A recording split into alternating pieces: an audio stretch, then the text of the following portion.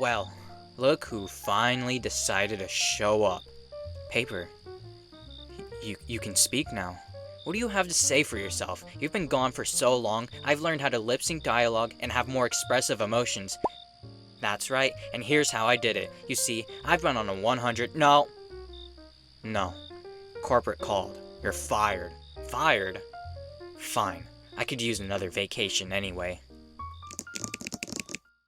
Anyway, you know the deal by now. I've gone on a 100-day journey to learn how to animate. So far, I've improved my drawing skills, learned the principles of animation, and began 2D animation and stop-motion animation. Now, my next step is to learn how to lip-sync dialogue and animate emotions. Also, sorry about the long wait between this video and my last video. But, without further ado, this is a story of my final 50 days of my animation journey. So, lip syncing.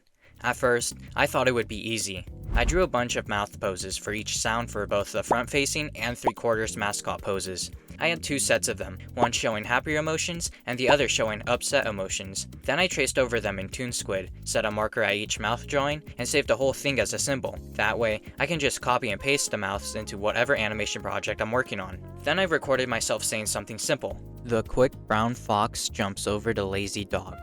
Afterward, I pasted the mouth into my animation and extended it throughout the entire audio clip. However, I began running into trouble with the syncing looking off, so I changed the size of the mouse to make the animation smoother. I did the same thing for the 3/4 animation as well. Anyway, here's my final animation for both the front and 3/4 poses. The quick brown fox jumps over the lazy dog. I like how this turned out. However, I didn't make a lip sync test for Goober as I decided he should have no mouth. Anyway, I also want to animate more emotions as well. I first started with Goober. I animated 5 emotions: joy, sadness, anger, shock, and confusion.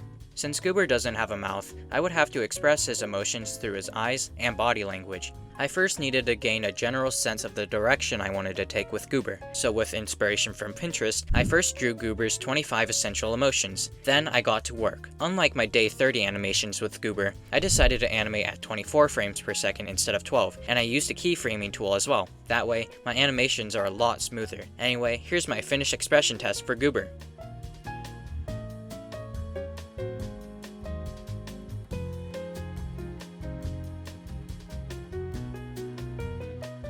Next, mascot. Unlike Goober, my mascot has a mouth, so I could use the mouth to express emotions. I also animated eyebrows since they made the face much more expressive. I mostly animated more traditionally and hand drew many frames instead of keyframing, but I still animated at 24 frames per second. Anyway, here's my finished expression test for my mascot.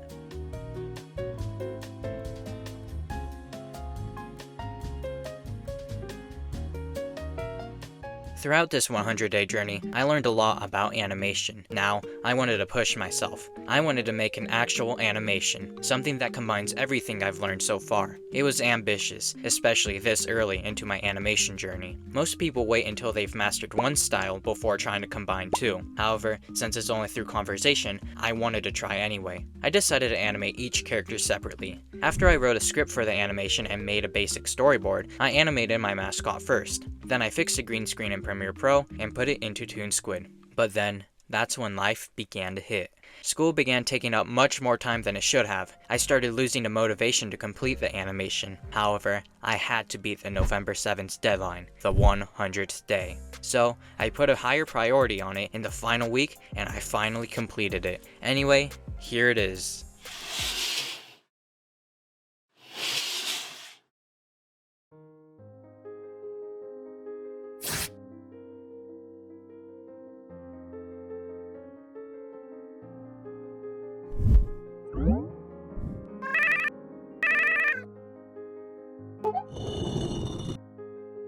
What do you think you're doing?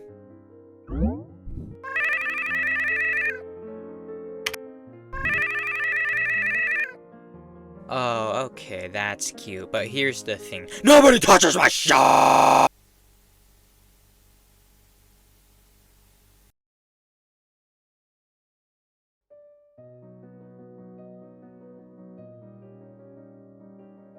So, copycats, am I right? I want to thank you for joining me, and thank you for your patience as I try to get these videos out while juggling my school and other stuff. Now, I'm preparing to take the next step of my animation journey, and I plan on posting a lot more on YouTube in the future. But anyway, if you like hearing my yap sessions, make sure to like and subscribe. If you want to see the rest of my animation journey, click the link to the playlist. Other than that, I'll see you next time.